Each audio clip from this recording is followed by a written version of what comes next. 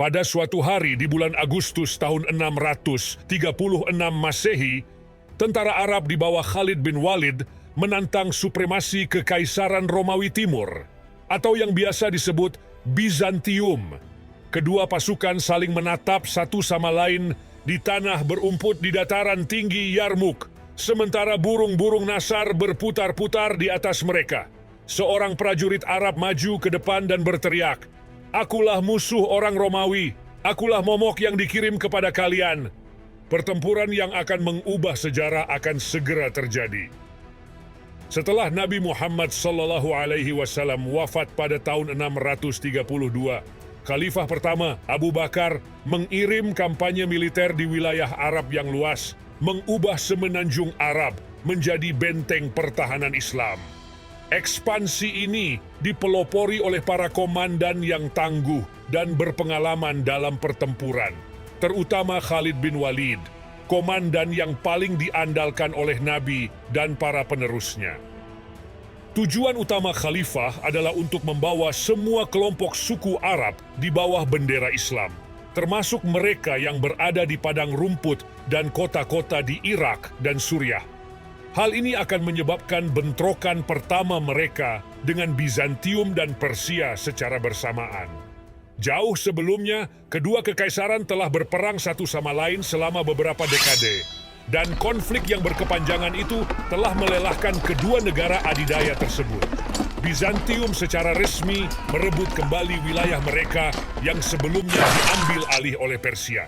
Tetapi karena beberapa dekade berperang, menyebabkan perselisihan politik dan ekonomi di seluruh wilayah mereka di Suriah, dan kekuatan kekaisaran belum sepenuhnya dibangun kembali di Tenggara. Kebijakan luar negeri mereka juga berubah. Kekaisaran berhenti memberi subsidi kepada banyak kelompok suku yang berperang di pihak mereka sebelumnya, karena menganggap pengeluaran keuangan ini tidak lagi diperlukan sejak perang melawan Persia telah dimenangkan.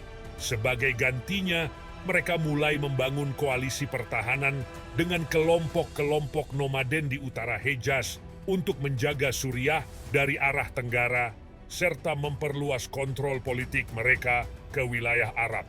Hal ini secara langsung akan mengancam tujuan kaum Muslim yang berusaha menyatukan suku-suku Arab di bawah bendera Islam. Oleh karena itu, sangat penting bagi Abu Bakar untuk memperluas pengaruh kekhalifahan ke arah Suriah sebelum Bizantium dapat memperkuat daerah itu ke dalam lingkup pengaruh mereka. Pada awal tahun 633, 4 tentara Arab memasuki wilayah Bizantium yang dipimpin oleh Amr bin Ash, Surabil bin Hasanah, Yazid bin Abi Sufyan, dan Abu Ubaidah. Mereka diperintahkan untuk tidak menyerang, mengepung, atau menyerbu kota-kota besar. Tujuan awal kampanye ini adalah untuk menduduki pedesaan yang sebagian besar dihuni oleh penduduk yang berbahasa Arab. Banyak di antara mereka nantinya akan bergabung dengan perjuangan Islam, sehingga memperbesar jumlah pasukan Islam dan memberikan dukungan logistik yang berharga. Operasi awal ini meletakkan dasar untuk invasi mereka yang akan datang. Ironisnya, fokus Abu Bakar di pedesaan itu berhasil menipu Bizantium, sehingga mereka melihat kaum muslimin hanya sebagai perampok belaka. Oleh karena itu, tidak ada pasukan besar kekaisaran yang dikumpulkan untuk memerangi ancaman di awal tahun tersebut. Sementara itu, di timur, perintah khalifah juga sama, yaitu membawa suku-suku Arab di Irak ke dalam pangkuan Islam. Dari selatan, Abu Bakar mengirim Khalid bin Walid, komandan yang paling dipercaya pada masa itu. Setelah mengumpulkan pasukan, Khalid bergerak menuju utara ke daratan Irak. Inti dari kekuatan Khalid adalah relawan dan juga pasukan dari beberapa suku di seluruh Arab. Yang terjadi selanjutnya adalah salah satu pencapaian strategis terbesar Khalid, yaitu penaklukan cepat tanah Persia di sebelah barat Sungai Efrat dalam serangkaian pertempuran yang akan menjadi pertunjukan kejeniusan taktik Khalid. Dengan beberapa manuver kavaleri yang cepat, dia berhasil menaklukkan banyak benteng Persia. Kemudian setelah banyak kemenangan yang luar biasa, dia merencanakan serangan ke Irak Tengah dan ibu kota Persia. Namun sebelum hal itu terjadi, sebuah pesan tiba dari khalifah. Khalid diperintahkan untuk segera bergerak ke Suriah untuk mengambil alih komando invasi ke wilayah Bizantium. Pada bulan April 634, dia meninggalkan Irak dengan membawa sedikit pasukan veteran menyeberangi padang pasir menuju Suriah. Sebuah perjalanan yang sangat berbahaya karena pasukannya tidak mungkin sanggup membawa cukup air untuk bertahan sampai mereka mencapai Suriah. Oleh karena itu, Khalid harus memaksa 20 unta untuk meminum air dalam jumlah besar. Kemudian dia mengikat mulut unta tersebut, sehingga mereka tidak merusak air itu dengan makanan atau mengunyah air liur mereka. Unta-unta itu kemudian disembelih setiap hari, dan air yang diawetkan di dalam perut unta itu akan memuaskan dahaga seluruh pasukan. Perjalanan melalui negara yang sebagian besar tidak memiliki air ini berlangsung selama 6 hari. Setelah memasuki Suriah, Khalid bergerak ke barat daya untuk bertemu dengan 3 pasukan Muslim di dekat Damaskus.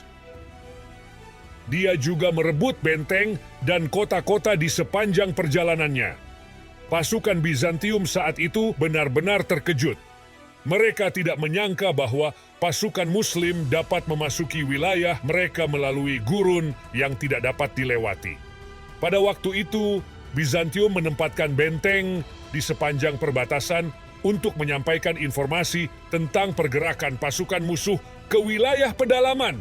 Dengan hal itu, mereka berharap dapat memberikan waktu yang cukup bagi tentara kekaisaran untuk memobilisasi dan menyerang balik invasi musuh.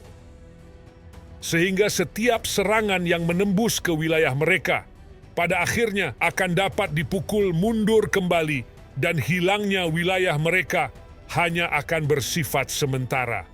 Namun, pada saat itu kaum muslimin telah mendapatkan kendali penuh atas daerah-daerah pedesaan di bagian tenggara. Dan dengan kedatangan Khalid di Suriah, Khalifah mengalihkan perhatian penuh pada penaklukan kota-kota penting di sana. Pasukan Muslim yang sekarang dipimpin Khalid bin Walid berhasil menaklukkan kota Busra setelah mengepung dan menembus pertahanan benteng kota tersebut. Setelah itu, 4 tentara Muslim berbaris menuju Palestina untuk bergabung dengan Amr bin Ash yang akan menghadapi konsentrasi besar pasukan Bizantium yang dikomandoi oleh saudara Kaisar Heraklius bernama Theodorus. Pada waktu itu, Bizantium telah merekrut mata-mata Badui untuk mengantisipasi pergerakan tentara Muslim, untuk mempermudah posisi mereka untuk serangan yang akan datang. Setelah kedua pasukan bertemu, pertempuran Ajnadain pun terjadi, perang besar pertama mereka dalam kampanye ini. Banyak orang Muslim terkemuka yang gugur sebagai syuhada di medan perang. Tetapi di bawah kepemimpinan Khalid, kaum Muslim berhasil mengalahkan tentara besar Bizantium itu. Selanjutnya Khalid dan pasukannya bergerak menuju utara. Setelah kekalahannya, Theodorus terpaksa mundur untuk bergabung dengan Kaisar di Emesa. Sementara sisa-sisa tentara kekaisaran melarikan diri tidak beraturan ke kota-kota bertembok dan benteng terdekat. Khawatir dengan gerak cepat Khalid, Heraklius mengirim 2 kontingen prajurit untuk membentengi jalan utama di selatan Damaskus. Hal ini bertujuan untuk memberikan waktu pada kota tersebut dalam mempersiapkan diri dari pengepungan yang akan segera datang. Namun, kontingen Bizantium itu tidak mampu menahan gerak maju Khalid untuk waktu yang lama. Tentara Muslim terus bergerak maju dan pada akhirnya sampai di kota Damaskus 2 hari kemudian.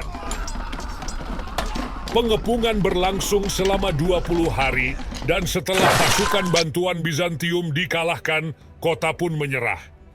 Tidak lama setelah itu, datang berita duka dari Madinah. Khalifah Abu Bakar meninggal sekitar sebulan sebelumnya, membuat Umar bin Khattab, sepupu Khalid, menjadi penggantinya. Sadar akan popularitas Khalid, Khalifah Umar yang sangat religius menurunkan jabatannya dan menempatkan Abu Ubaidah sebagai pemimpin pasukan Muslim. Dengan tujuan untuk menunjukkan bahwa tidak peduli siapa yang memerintahkan pasukan, hanya Allah Subhanahu wa Ta'ala yang memberikan kemenangan di medan perang. Di bawah komando Abu Ubaidah yang lebih berhati-hati, pergerakan kaum Muslim terus berlanjut dengan tempo yang lebih lambat selama beberapa bulan kemudian. Dia membagi pasukan kedua arah, maju ke utara dengan mayoritas pasukan, sementara sisanya dikirim untuk merebut Palestina. Karena di sana masih ada garnisun Bizantium yang kuat selama gerak maju pasukan Muslim yang cepat. Sementara itu di Antioch, Heraklius tidak tinggal diam. Dia ingin menunjukkan kekuatan militer Kekaisaran Bizantium dengan mengumpulkan 5 pasukan besar. Setelah itu mereka mulai berbaris ke Suriah dari berbagai arah, di bawah komando Vahan, seorang jenderal yang berasal dari Armenia. Pasukan Heraklius itu dipersiapkan untuk mengalahkan pasukan Muslim dalam pertempuran yang menentukan atau setidaknya memisahkan pasukan Muslim sedikit demi sedikit.